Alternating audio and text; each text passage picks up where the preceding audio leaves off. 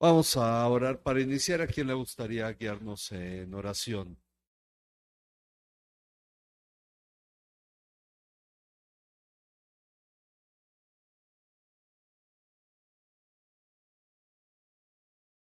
Señor, te damos gracias esta tarde porque nos has permitido venir a reunirnos aquí con nuestros hermanos. Te pedimos, Señor, que bendigas a los que han de llegar ahorita y que guardes a todas las familias de esta iglesia, Señor. Bendice a nuestro pastor y a su esposa y a sus hijos. Bendice a los que están enfermos y a los que no han podido venir, Señor. Pero ruego en esta noche, en el nombre precioso. Amén. Amén. Amén. Bien, vamos a ver la lección 29 el día de hoy. Nos corresponde la lección 29 de este curso, de esta serie de estudios de la carta a los Hebreos. Y pues vamos a ver lo que dice aquí la lección 29. En las dos lecciones anteriores hemos estado llevando a cabo una comparación entre el antiguo pacto y el nuevo pacto, el cual está basado en la obra redentora de Jesucristo y del cual Él es el mediador. Recordemos que esta comparación no busca desacreditar en absoluto el antiguo pacto, es decir, cuando hacemos una comparación entre ambos pactos, la intención nunca es señalar que estuvo mal en el antiguo pacto y demeritarlo.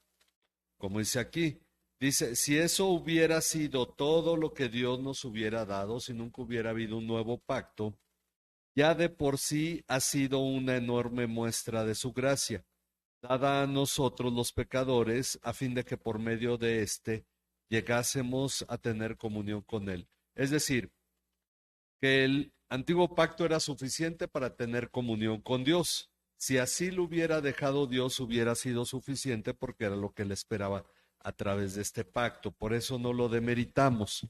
No estamos hablando en contra del antiguo pacto y esto es necesario tenerlo claro. Ahora dice, por lo tanto, este análisis nos debe llevar a entender lo abundante de la gracia de Dios que ha sido derramada sobre nosotros en el nuevo pacto. El asunto es que si el antiguo pacto era bueno y el nuevo es mejor, si el antiguo pacto es suficiente como manifestación de la gracia de Dios, entonces qué grande es el nuevo pacto. Esa es la cuestión que debemos de comprender. Y dice, lo cual nos habla del enorme deseo de Dios de tener comunión con nosotros. Por lo tanto, hoy continuaremos con la parte que corresponde a la comunión entre Dios y su pueblo, el pueblo del nuevo pacto. Eh, el pueblo del nuevo pacto y el perdón de los pecados. Son dos cosas que hemos de ver hoy sobre la comunión con Dios a través del nuevo pacto y el perdón de los pecados. Para eso vamos a Hebreos 8, del 10 al 12. Vamos a ver Hebreos capítulo 8, del 10 al 12. Y pues vamos a leer, son tres versículos y quiero cada uno un versículo. Por lo cual, este es el pacto que haré con la casa de Israel. Después de aquellos días, dice el Señor, pondré mis leyes en la mente de ellos y sobre su corazón las escribiré y seré a ellos por Dios y ellos serán a mí por pueblo. Y ninguno enseñará a su prójimo, ni ninguno a su hermano, diciendo, conoce al Señor, porque todos me conocerán, desde el menor hasta el mayor de ellos. Pues tendré misericordia de sus iniquidades y nunca más me acordaré de sus pecados. Ok, entonces aquí recordamos parte de lo que vimos las lecciones pasadas cuando hablamos sobre este nuevo pacto de que Dios escribe su ley en nuestra mente, en el corazón, somos su pueblo y vimos que somos su pueblo, somos la iglesia, somos el templo, somos la familia de Dios, la casa de Dios, todo lo que vimos en aquella lección. Ahora vamos a la parte, dice, ya hemos visto que Dios escribe ahora su ley en nuestra mente y corazón. Ok. Dios escribe su ley en nuestra mente y corazón. Que ahora Él es nuestro Dios y nosotros somos su pueblo. Ok, este resumen tiene el sentido, dice, estas dos cosas unidas tienen como propósito que conozcamos a Dios. Es decir, somos el pueblo de Dios, Él pone su ley en nuestra mente, en nuestro corazón, esto tiene un propósito. El propósito es que nosotros lleguemos a conocer a Dios. Siendo así, a continuación nos dice, y ninguno de ellos enseñará a su conciudadano, ni ninguno a su hermano. Bueno, enseñarámelo. Y ninguno de ellos enseñará a su conciudadano, ni ninguno a su hermano. Diciendo, conoce al Señor, porque todos me conocerán.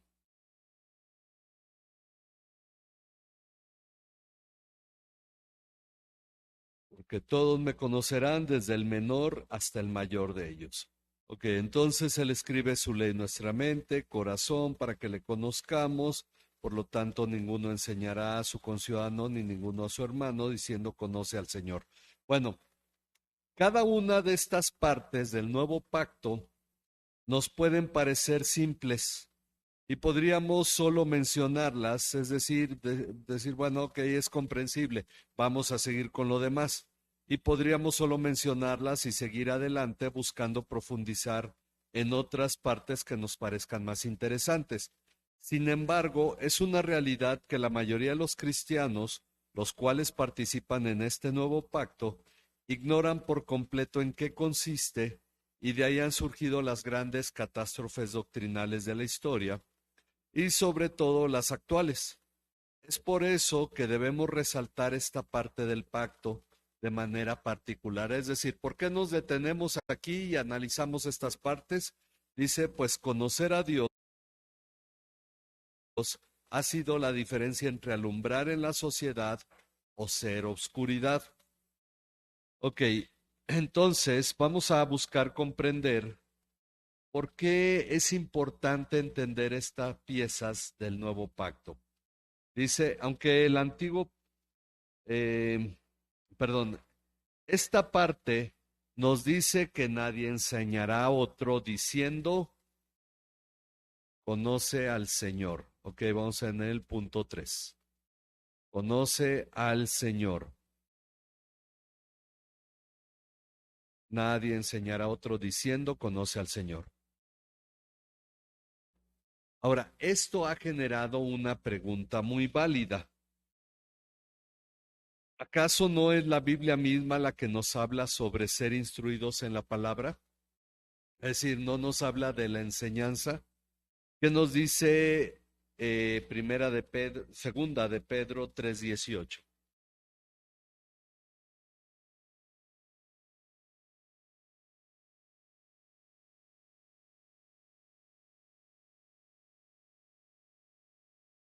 Segunda de Pedro 3:18. Antes bien, crezcan en la gracia y el conocimiento de nuestro Señor y Salvador Jesucristo. A Él sea la gloria, ahora y hasta el día de la eternidad. Amén. Ok, entonces, ¿no enseña segunda de Pedro 3:18 que debemos crecer en el conocimiento de nuestro Señor y Salvador Jesucristo? Ok, entonces uno se pregunta, y algunos han preguntado, bueno, si dice ahí, nadie enseñará a su hermano diciendo, conoce a Dios, entonces, ¿por qué luego la palabra nos dice que crezcamos en conocimiento? Dice, bueno, porque hay maestros, porque hay pastor, cualquier día, bueno, ya no me tienen que enseñar nada. Esa es la base de movimientos donde la enseñanza de la palabra no es profunda, porque dicen, bueno, pues ya lo conocemos. El asunto es entender cómo, cómo debemos ver este pasaje. Dice, para aclarar esto, consideremos el verbo conocer como experimentar, entender o tener relación con, son algunos de los términos que utiliza el diccionario sobre la palabra conocer. Vamos a ver qué dice Génesis 4:1. Y el hombre se unió a Eva, su mujer, y ella concebió y dio a luz a Caín, y dijo: He adquirido varón con con la ayuda del Señor. Después dio a luz a Abel, su hermano. Ok, entonces, de hecho, en la Reina Valera, la traducción es ahí y conoció. Las otras versiones ponen y se unió. El asunto es que la palabra hebrea yadá, que está ahí, se refiere a la relación entre Adán y Eva como conocer. Dice, esta es la forma, de esa forma, Génesis 4:1, la palabra hebrea yadá se refiere a la relación entre Adán y Eva. Conoció Adán a Eva y entonces ella tuvo un bebé, significa que tuvo relación con ella. Si todos el punto es entender entonces el término conocer como el término tener relación. Por lo tanto, debemos entender este pasaje como tener relación. Si todos tenemos ahora relación con Dios en el nuevo pacto, de tal modo que somos su pueblo, su familia, su templo, su iglesia, su casa y el cuerpo de Cristo, como ya hemos visto, significa que esto era distinto en el antiguo pacto. Es decir, ahora tenemos relación con Dios y una relación que ya estudiamos al ser su pueblo, todo lo que implica. Eso no pasaba en el antiguo pacto y es lo que debemos comprender. Entonces, dice, aunque el antiguo pacto no guiaba una relación tan profunda como el nuevo pacto, porque ellos no eran el templo de Dios, no eran la casa de Dios, ni eran el cuerpo de Cristo. Sí era lo que Dios esperaba de su pueblo, que ellos tuvieran relación con él, tal como lo expresa a través del profeta Isaías. Vamos a ver Isaías 1:3. El buey conoce a su dueño y el asno el pesebre de su señor. Israel no entiende, mi pueblo no tiene conocimiento. Ok, entonces dice que el buey, ¿qué? Conoce a su dueño. El buey conoce a su dueño y el asno el pesebre de su señor. Pero Israel no entiende. Aquí intercambian las palabras, las versiones, la Nueva Biblia de las Américas dice no conoce y luego habla de conocimiento, de entendimiento. La Reina Valera primero dice no entiende y luego dice mi pueblo no tiene conocimiento. ¿Ok? No tiene conocimiento. El detalle es que él ya está reprochando que ellos no le conocen. Vamos a verlo en Jeremías 4:22. Jeremías 4:22.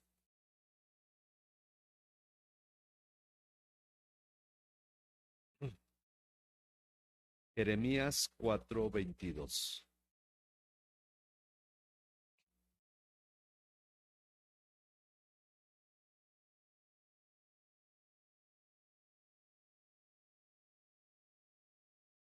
Porque mi pueblo es necio, no me conocieron, son hijos ignorantes y no son entendidos, sabios para hacer el mal, pero hacer el bien no supieron. Ok, entonces dice que mi pueblo es necio.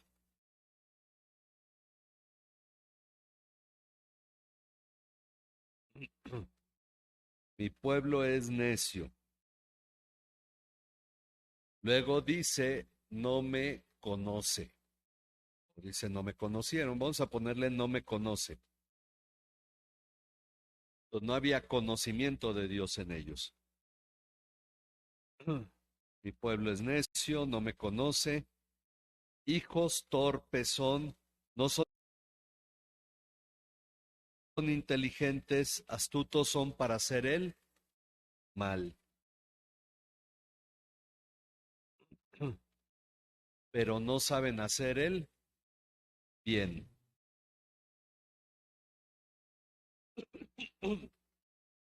Esta es la implicación de conocer a Dios, de tener entendimiento. El pueblo de Israel en el antiguo pacto no lo tuvo, no podía decir y todos me conocerán. Dice, y también a través del profeta Jeremías, perdón, ese fue el 5. El 6. El 6 es Oseas 4:6. Oseas 4:6. Mi pueblo es destruido por falta de conocimiento, por cuanto tú has rechazado el conocimiento. Yo también te rechazaré para que no seas mi sacerdote. Como has olvidado la ley de tu Dios, yo también me olvidaré de tus hijos. Ok, entonces dice, es por eso, por esa razón que fueron destruidos. Mi pueblo es destruido. Mi pueblo es destruido. ¿Por qué fue destruido? Por falta de conocimiento. Su destrucción estuvo en ellos mismos. El no conocer a Dios por falta de conocimiento, por cuanto tú has rechazado el conocimiento. Entonces, una vez más, la falta de relación con Dios, el no conocer a Dios, el no entender sus caminos, el no buscar respecto de sus deseos, sus intenciones, lo cual es conocer a Dios, eso los llevó a ser rechazados. Dice, yo también te rechazaré. ¿Ok? Yo también te rechazaré, sigue diciendo ahí, para que no seas mi sacerdote. Y como has olvidado la ley de tu Dios, como has olvidado la ley de tu Dios, yo también me olvidaré de tus hijos. Esto, pues no es una sentencia cualquiera, pero todo estuvo en la actitud del pueblo de Israel, no conocer a Dios. Ahora, una vez más vamos a ver Oseas 6:6. Dice, una vez más le señala su deseo en Oseas 6:6.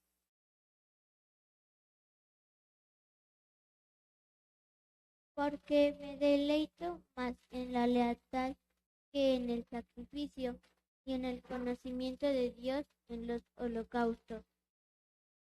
Ok, entonces, él dice, porque me deleito más en la lealtad que en el sacrificio. No era el punto en realidad los sacrificios que llevaba el pueblo, tanto como el ser fieles a Dios. Y se deleita más en el conocimiento de Dios, en el conocimiento,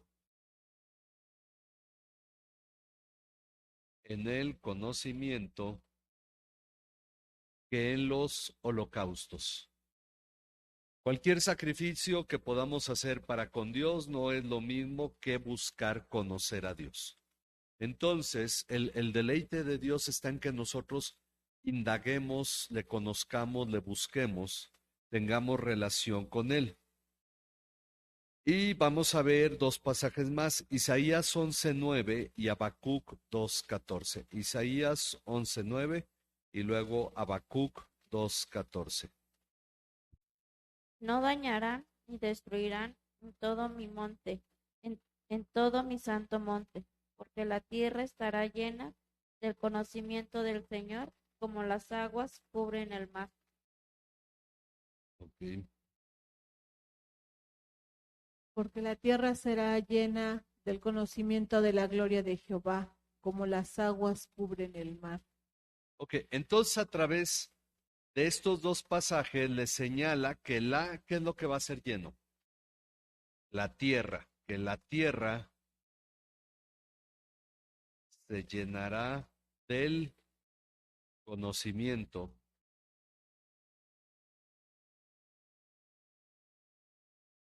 La tierra se llenará del conocimiento de la gloria del Señor como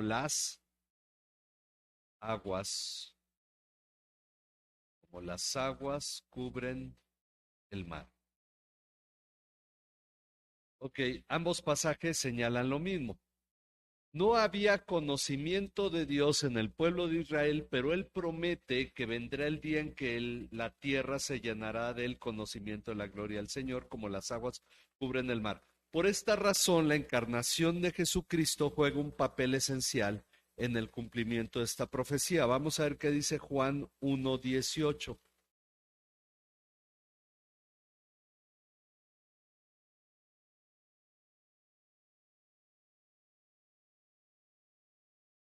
Aquí dice Habacuc 2:14. Ya ese lo leímos. Sí, ahora sería Juan 1:18.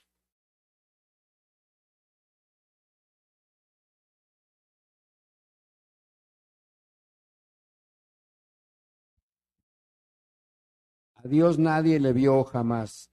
El unigénito Hijo que está en el seno del Padre, Él le ha dado a conocer. Ok, entonces, nadie ha visto jamás a Dios, ¿verdad? Nadie ha visto jamás a Dios. Podríamos decir, bueno, ¿qué pasa con Abraham cuando come con él y lo ve y hablan y luego viene Moisés, ve la zarza, pero más adelante le dice, muéstrame tu rostro, solo le muestra su espalda? Pero vemos varios pasajes en los que hay un contacto con Dios, mas no hay un conocimiento profundo de Dios como para conocerle en todo lo que Él se habría de revelar en Jesucristo. En realidad teníamos una sombra de lo que era Dios. Y por eso dice, a Dios nadie le ha visto jamás. El unigénito Dios o el unigénito Hijo de Dios que está en el seno del Padre, Él lo ha dado a conocer. A conocer. ¿Ok? Por esa razón dice, todos me conocerán. De ahí que solo aquellos que son de Cristo pueden llegar al conocimiento de Dios. Es decir, porque ahora le conocemos. Vamos a Juan 17:3. Y esta es la vida eterna, que te conozcan a ti, el único Dios verdadero, y a Jesucristo, a quien has enviado. Ok, entonces aquí este pasaje, este versículo es interesante porque dice, Jesús orando al Padre declara, y esta es la vida eterna, que te conozcan, ok, que te conozcan a ti. Esa es la vida eterna. ¿Cuál es la vida eterna? Conocer a Dios. Esta es la vida eterna, que te conozcan a ti, el único Dios verdadero. Ok, conocer a Dios, pero no solo eso. Dice, y a Jesucristo a quien has enviado. Ok, en eso consiste la vida eterna. Muchos dicen, sí, conozco a Dios. Pero la realidad es que tenemos que entender qué implica conocer a Dios. Ya dijimos, tener relación con Dios. Mucha gente habla de Dios, dice saber de Dios, pero no tiene relación con Dios. Entonces ya podemos ir comprendiendo este pasaje, que la vida eterna consiste en tener relación con Dios. Ahora, y si hemos de entender a qué se refiere Jesús usando el término conocer a Dios y a Él como sinónimos de salvación, debemos notar que en los versículos anteriores Él ha dicho, vamos a ver qué dice el versículo 1 y 2, ahí de Juan 17. Juan 17, 1 y 2.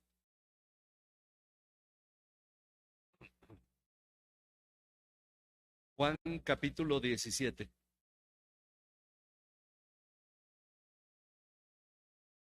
Ahí donde estábamos, de hecho. 17, 1 y 2. Estas cosas habló Jesús y alzando los ojos al cielo, dijo: Padre, la hora ha llegado, glorifica a tu Hijo, para que el Hijo te glorifique a ti, por cuanto le diste autoridad sobre todo ser humano, para que Él dé vida eterna a todos los que ha.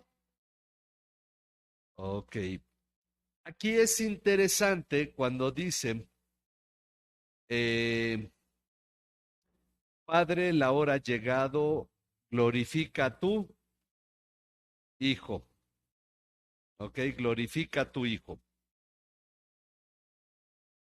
Entonces vamos a ir notando lo que significa conocer a Dios. Glorifica a tu Hijo para que el Hijo te glorifique a ti, por cuanto le diste autoridad. ¿Ok? Lo que el Padre le dio al Hijo fue autoridad sobre todo ser humano. Le dio autoridad sobre todo ser humano para que Él dé que vida eterna. Ahí van dos palabras en esos dos espacios. Para que Él dé vida eterna a todos los que le has dado. Fuimos dados por el Padre al Hijo y el Hijo nos dio vida eterna. Aquí hay una cosa importante. Él entonces dice, y la vida eterna consiste en conocer a Dios y en conocer al Hijo. ¿Ok? Vamos viendo la forma en que Jesús lo va colocando.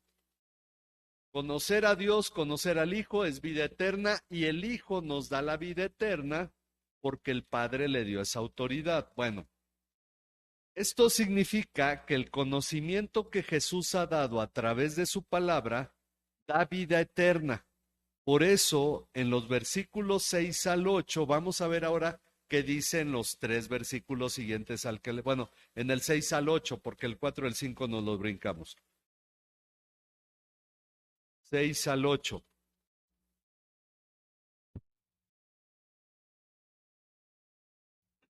He manifestado tu nombre a los hombres que del mundo me diste. Eran tuyos y me los diste, y han guardado tu palabra.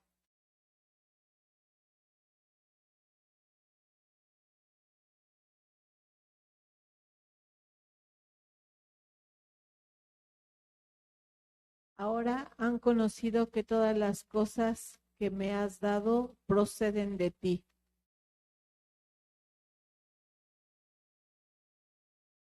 Porque las palabras que me diste les he dado y ellos las recibieron y han conocido verdaderamente que salí de ti y han creído que tú me enviaste. Ok, vamos a ver el conocimiento de Dios, que es vida eterna, en estas palabras, como lo dice. He manifestado tu nombre. Ok. He manifestado tu nombre a los hombres que del mundo me diste. He manifestado tu nombre a los hombres que del mundo me diste. Eran tuyos y me los diste. Y han guardado tu palabra. Ok, aquí vamos entendiendo esta triple relación: conocer, vida eterna y palabra. Ok, han guardado tu palabra. Ahora han conocido que todo lo que me has dado viene de ti, porque yo les he dado las palabras, ok, porque les he dado las palabras que me diste y las recibieron y entendieron que verdaderamente salí de ti. Bueno, sí tienen línea, ¿verdad? De pronto no veo las líneas. Que en verdad salí de ti. Y creyeron que tú me enviaste. Ok, ¿qué les dio Jesús a los discípulos para tener vida eterna? las palabras del Padre. Entonces, vamos entendiendo más o menos de esta manera el conocer a Dios, que es vida eterna, de esta forma. La palabra, proviene del Padre.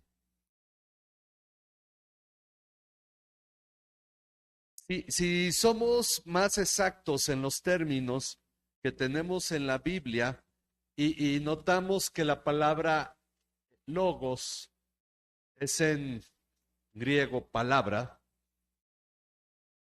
entendemos que la palabra en sí es Jesucristo, no es el verbo, es el logos, es la palabra, más que el verbo. Entonces podemos hacer esta relación.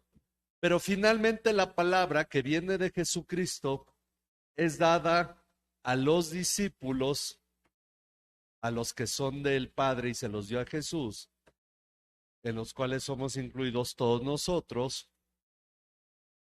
Esa palabra da vida eterna.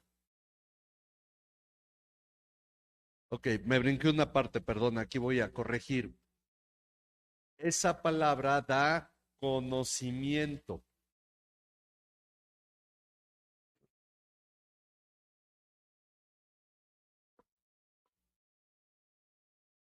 Conocimiento. Y el conocimiento es vida eterna, que también hemos dicho que es relación. ¿Por qué? Porque los discípulos la creen, ellos la creyeron, la recibieron.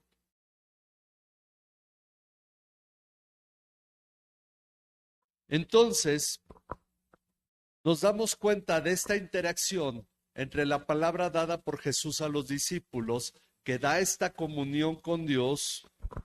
Podríamos ponerle también la palabra comunión. Y que por lo tanto, aunque aquí no es que la comunión de vida eterna, sino la vida eterna finalmente es igual a la comunión con Dios. Es el asunto. Que en este sentido, ¿qué da vida eterna o qué es la vida eterna? Tener conocimiento de Dios. El pueblo de Israel no vivió en el conocimiento de Dios, lo desecharon. Ahora, hubo muchos que creyeron y tuvieron relación con Dios. Ellos, podríamos decir, son salvos, pero no todos los israelitas se salvaron. ¿Ok?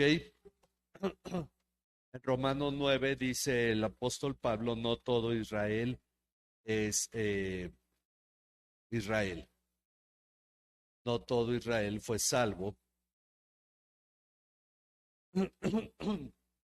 Entendemos que seguramente Anás, Caifás, Judas y mucho atrás también, ¿no? Acán, el que fue condenado, pues tampoco fueron salvos. No por ser israelitas se salvaban, sino por el conocimiento de Dios. Entonces podemos entender lo que Jesús está expresando en este pasaje cuando dice, y todos me conocerán en el nuevo pacto, y cuando dice que el Hijo, el que viene del Padre, Él le ha dado a conocer, sus palabras son vida. Por eso Él dice, las palabras que yo les he dado son espíritu y son vida. Miren, sigamos con el sentido de la palabra. ¿Qué ocurre con la palabra?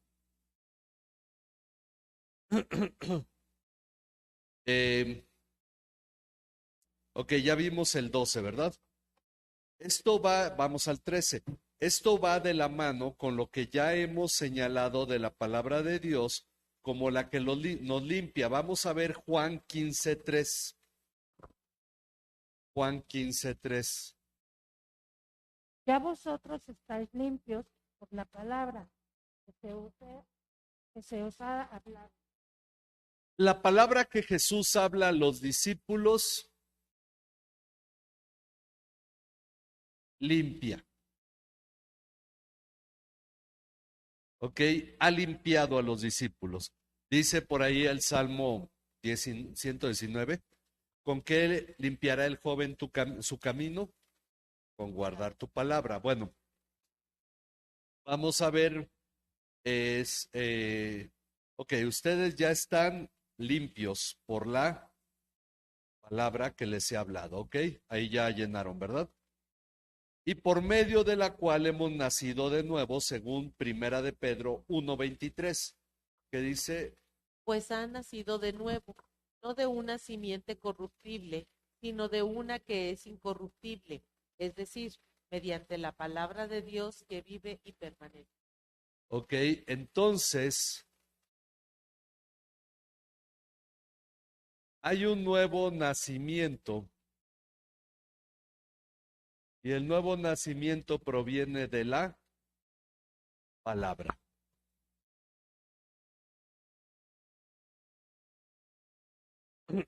La palabra nos limpia, nos da conocimiento de Dios, establece comunión, relación con Dios, nos da el nuevo nacimiento. Y esto es la vida eterna, tener esto.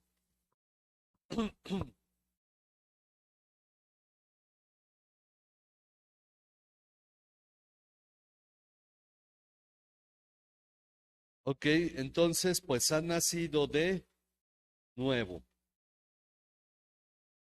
No de una simiente corruptible, sino de una que es incorruptible. Es decir, mediante la palabra de Dios que vive y permanece. Bueno, el 14. Por esa razón, el conocimiento de la palabra de Dios es vital. ¿Cuál fue el error del pueblo de Israel? Dice, a fin de no caer en lo que le ocurrió al pueblo de Israel, según Romanos 10, del 2 al 3. Vamos a ver Romanos 10, del 2 al 3.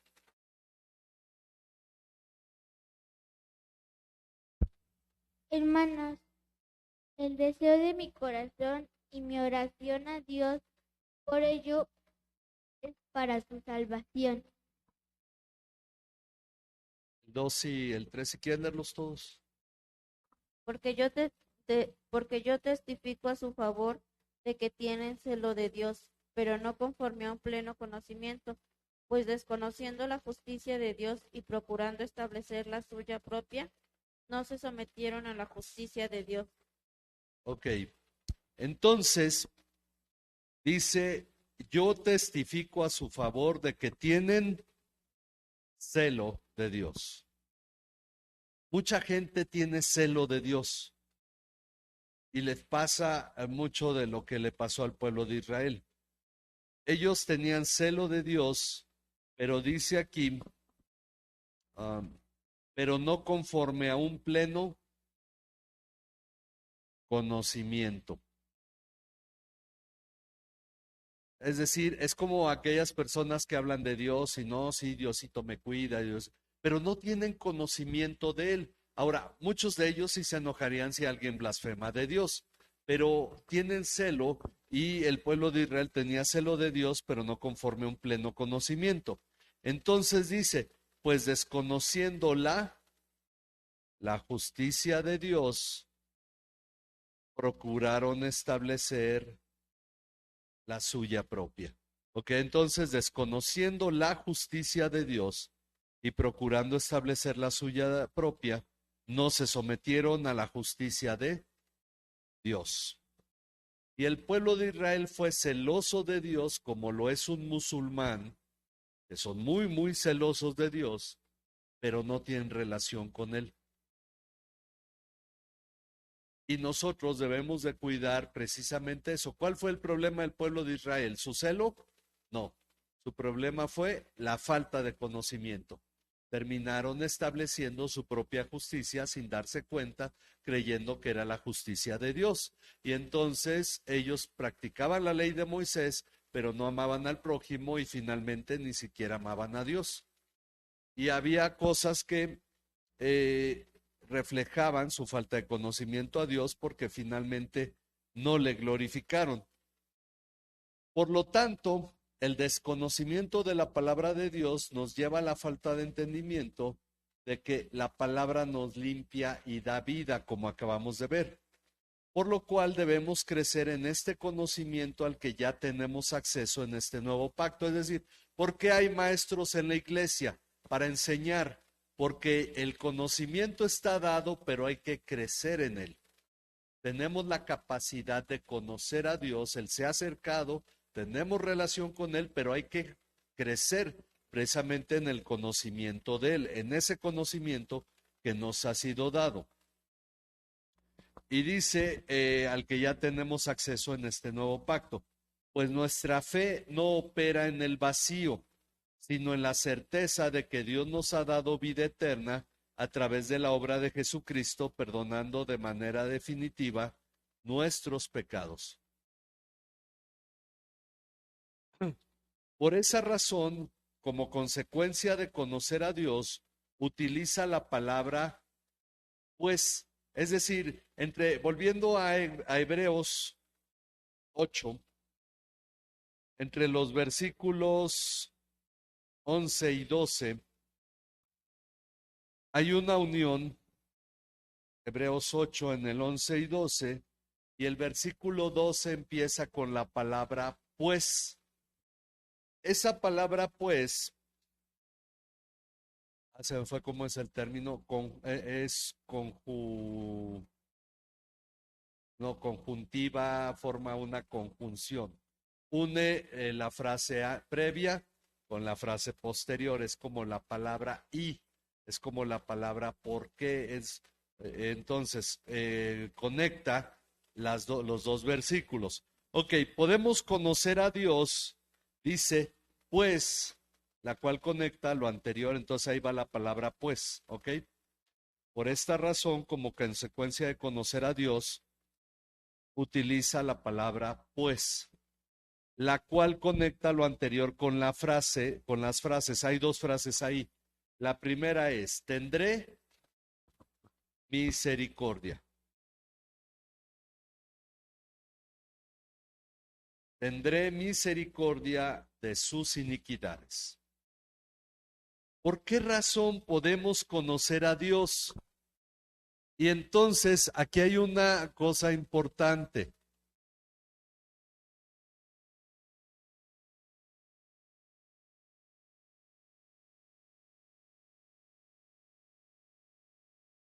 Dios tiene misericordia de nuestras iniquidades. Y dice la otra frase, y nunca más me acordaré de sus pecados.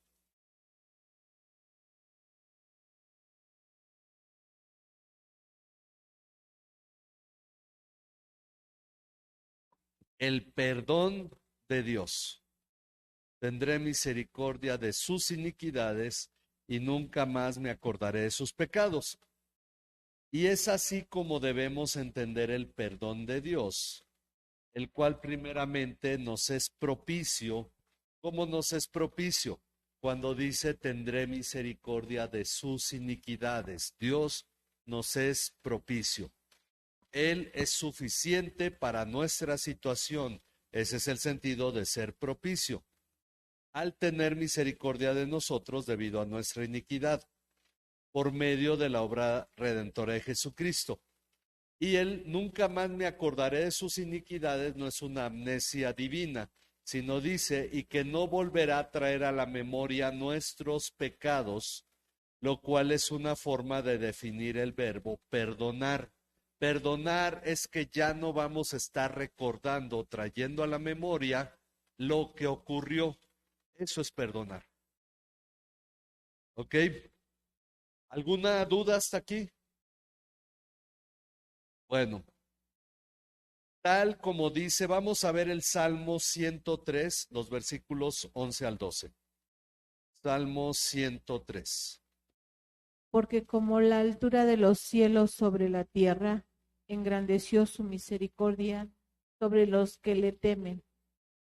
cuanto está lejos el oriente del occidente, hizo alejar de nosotros nuestras rebeliones.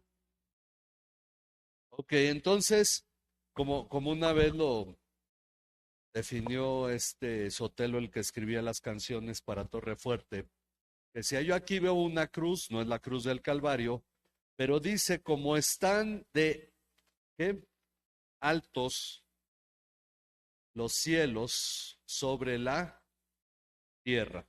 Ok, dice, yo veo que hay una línea así, altos los cielos sobre la tierra.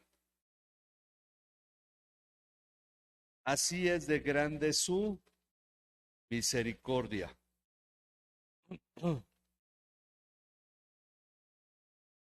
Para con los que le temen, para los que le temen. Como está de lejos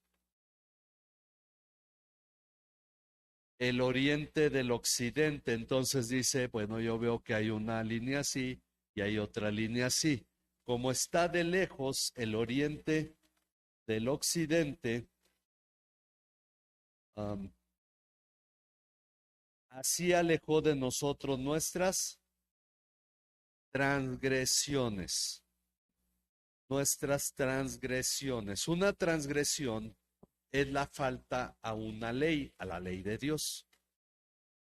Entonces Dios alejó de nosotros, así como el oriente del occidente, que podríamos decir que nunca se pueden tocar, porque no importa cuánto giremos el globo terráqueo, siempre estará en una orilla el oriente y en otra el occidente.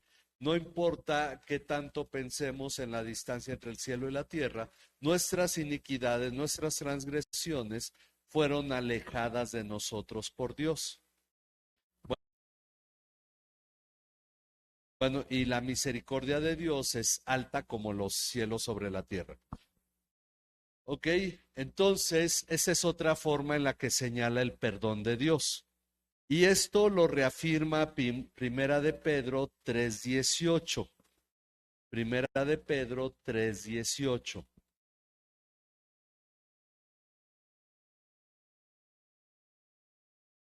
Porque también Cristo padeció una sola vez por los pecados, el justo por los injustos, para llevarnos a Dios, siendo a la verdad muerto en la carne, pero vivificado en el Espíritu. Ok, entonces también Cristo murió, podemos ponerle ahí, murió o padeció por los pecados una sola vez. No constantemente. Él murió por los pecados una sola vez. El justo por los injustos.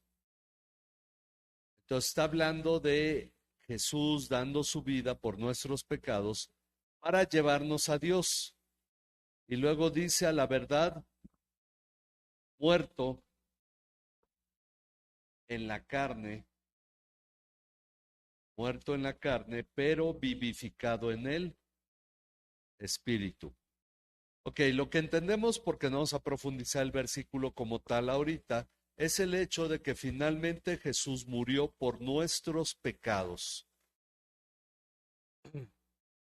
Él siendo el justo, nosotros los injustos, Él murió para llevarnos a Dios. Ok, lo que como cristianos debemos tener claro, como hemos visto ya, es que nuestros pecados han sido perdonados por la obra de Jesús, quien pagó por ellos en la cruz. Ok, ¿hay alguna pregunta, alguna duda hasta aquí? No, sí, adelante, hermano.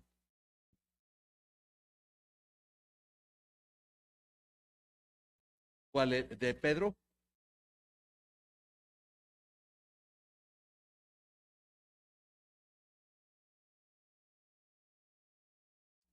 Ok, en el espíritu fue y predicó a los espíritus encarcelados. Ha sido un pasaje polémico, que algunos dicen que descendió al infierno y entonces le predicó a todos los que habían pecado antes, eh, porque dice que a los que habían pecado antiguamente, ¿no? ¿Qué es 1 Pedro 3:18, ¿verdad? Ok, Dice quienes en otro tiempo fueron desobedientes cuando la paciencia de Dios esperaba en los días de Noé. Ahora, algunos señalan, bueno, que cómo iba a dar Dios una nueva oportunidad de salvación. Finalmente es que fue un testimonio. Dice que Noé era pregonero de justicia. ¿Qué hizo Noé para pregonar la justicia? Construyó un arca. Él predicó el evangelio construyendo un arca. Jesús fue y manifestó su victoria sobre la muerte a todos los que anteriormente habían pecado. Simplemente eso. Pero no dice que les dio salvación porque ya estaban muertos. Entonces, ok, es un testimonio. En realidad la palabra infierno se acuñó hasta la Edad Media. Pero él finalmente fue un testimonio a los espíritus encarcelados. En Efesios 2, Colosenses 2, perdón, nos dice que Jesús exhibió públicamente al diablo, a los demonios, venciéndolos en la cruz y exhibiéndolos en su desfile triunfal. Pero no vemos que ocurra eso en lo físico, sino en lo espiritual. Es la misma forma que señala que él fue y de esa manera fue un testimonio a todos los que en el pasado pecaron en los tiempos de Noé. Pero eso es todo. No va más allá el pasaje al decir que entonces les dio oportunidad de arrepentirse y de creer. Eso no lo dice el pasaje. Simplemente fue y fue un testimonio para ellos y ya, de que él verdaderamente era el Salvador. Es lo mismo que cuando Apocalipsis dice que cuando Jesús vuelva por segunda ocasión, todo ojo le verá y aún los que le traspasaron harán lamento por él. O sea, van a decir, ay, sí, él verdaderamente era Dios, pero ya no serán salvos. Es exactamente lo mismo, un testimonio contra ellos. Entonces habrá dejado claro que ellos son culpables de pecado. Ese es el punto. ¿Por qué? Porque en los tiempos entre Adán y Noé no había evangelio, no había Biblia, no había quien predicara, entonces había que tener un testimonio en contra de ellos para manifestar que eran culpables. Entonces es solamente eso lo que Pedro está señalando. ¿Ok? Bueno. ¿Alguna pregunta, alguna otra pregunta? ¿No? Ok, entonces pues vamos a orar para terminar. No sé si hoy nos fuimos rápido, lento, no, estuvo bien, ¿verdad? Ok. Y Dios mediante, la próxima semana concluimos el capítulo 8 con ese versículo que nos falta para terminar el capítulo 8.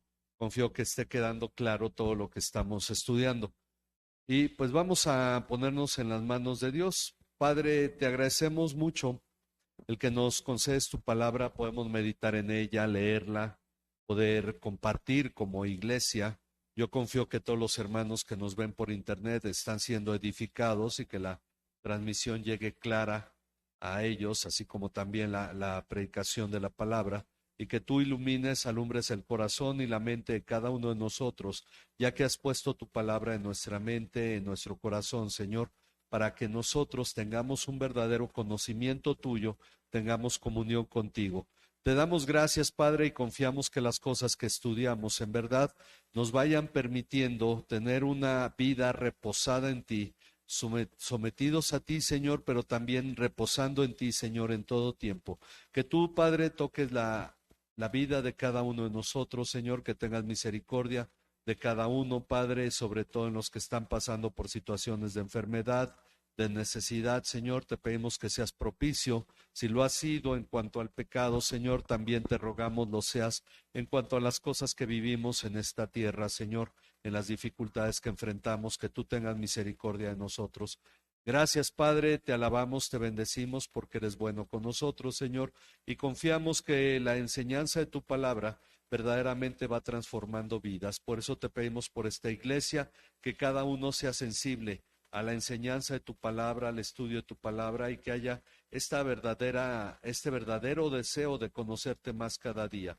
En el nombre de tu Hijo Jesucristo, nuestro Señor y Salvador, te lo rogamos. Amén. Ven, que Dios bendiga a cada uno. Nos despedimos de los que nos